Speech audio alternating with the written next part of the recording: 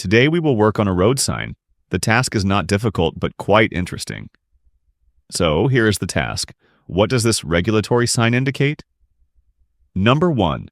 Recommended driving speed under ideal conditions. Number 2. Maximum speed allowed in all weather conditions. Number 3.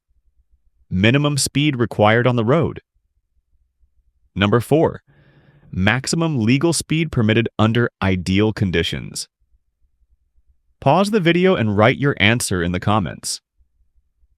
At the end of the video, you will find out whether you are right or not. I'll set the timer and give you 5 seconds to think it over.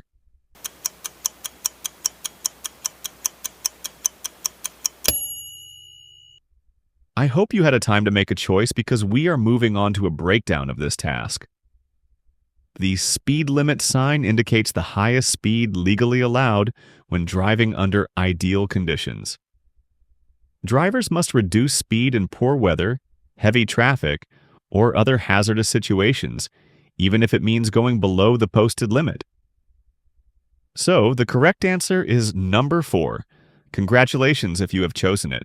Subscribe to my channel so that the police never stop you and issue a fine. Drive safely and take care.